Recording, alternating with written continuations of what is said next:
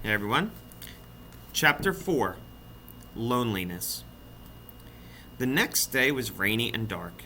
Rain fell on the roof of the barn and dripped steadily steadily from the eaves. Rain fell in the barnyard and ran in crooked courses down into the lane, where thistles and pigweed grew. Rain splattered against Mr. Zuckerman's kitchen windows and came gushing out of the downspouts. Rain fell on the backs of the sheep as they grazed in the meadow. When the sheep tired of standing in the rain, they walked slowly up the lane and into the fold. Rain upset Wilbur's plans. Wilbur had planned to go out this day, dig a new hole in his yard. He had other plans too. His plans for the day went something like this. Breakfast at 6:30.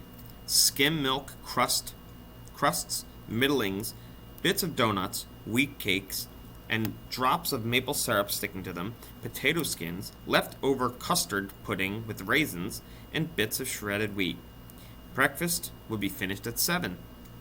From 7 to 8, Wilbur planned to have a talk with Templeton, the rat who lived under his trough. Talking with Templeton was not the most interesting occupation in the world, but it was better than nothing. From 8 to 9, Wilbur planned to take a nap outdoors in the sun.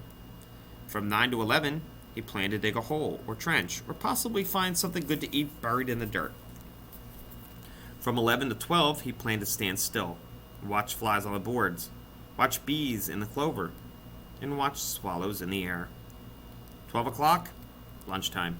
Middlings, warm water, apple parings, meat gravy, carrot scrappings, meat scraps, stale hominy, and the wrapper off a package of cheese.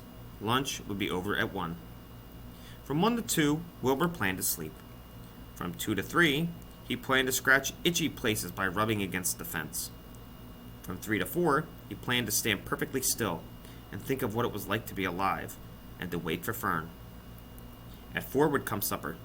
Skim milk, provender, leftover sandwich from Lurvy's lunchbox, prune skins, a morsel of this, a bit of that, fried potatoes, marmalade drippings, and more of this, a little more of that, a piece of baked apple, a scrap of upside-down cake. Wilbur had gone to sleep thinking about these plans.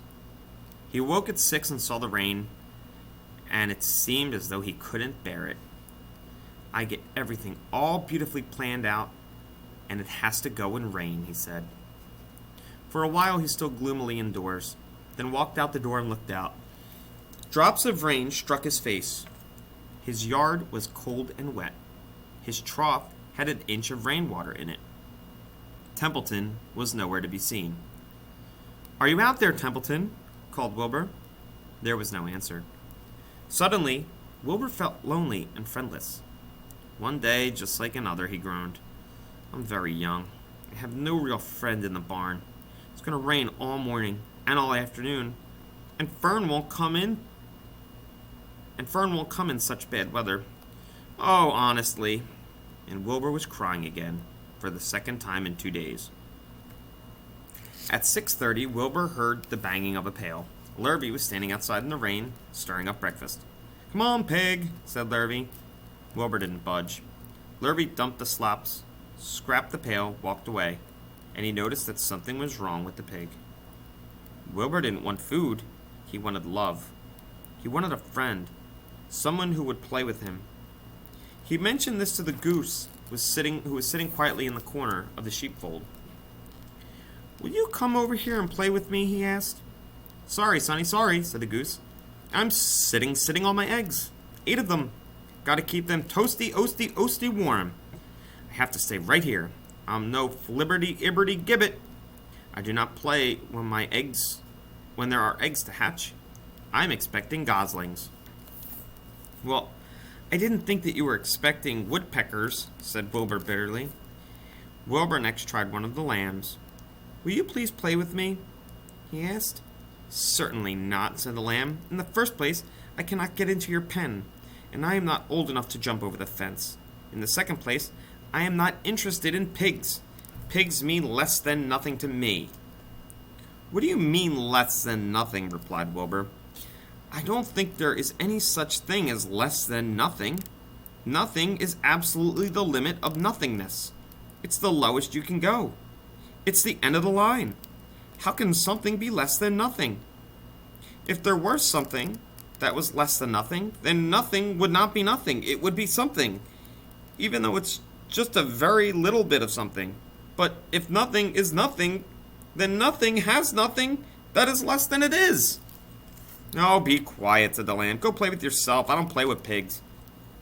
Sadly, Wilbur lay down and listened to the rain. Soon, he saw the rat climbing down a slanted board that he used as a stairway.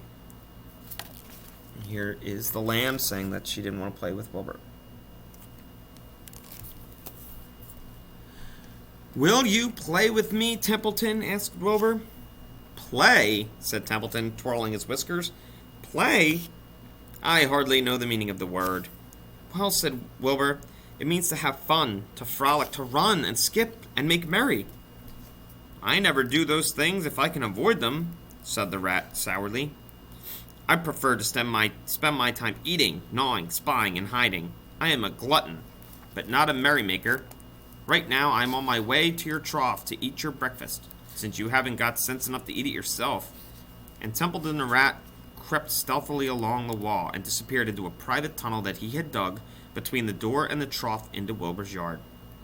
Templeton was a crafty rat, and he had pretty much had his own way.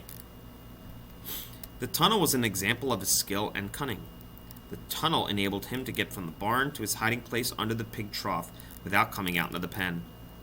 He had tunnels and runways all over Mr. Zuckerman's farm, and he could get from one place to another without being seen.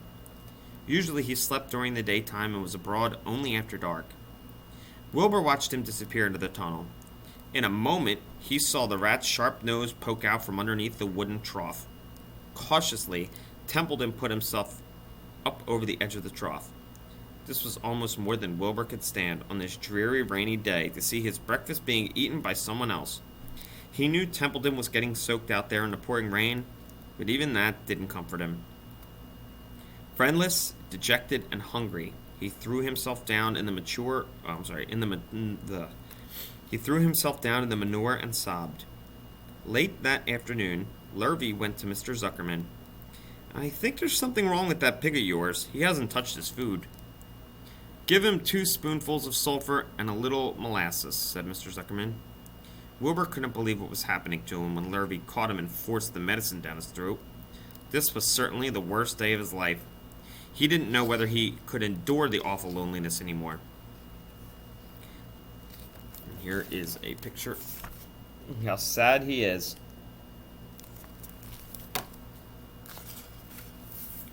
Darkness settled over everything. Soon there were only shadows and noises of the sheep chewing their cuds, and occasionally the rattle of a cow chain up overhead. You can imagine Wilbur's surprise when out of the darkness came a small voice he had never heard before. It sounded rather thin, but pleasant. Do you want a friend, Wilbur? It said. I'll be a friend to you. I watched you all day, and I like you. But I can't see you, said Wilbur, jumping to his feet. Where are you, and who are you? I'm right up here, said the voice.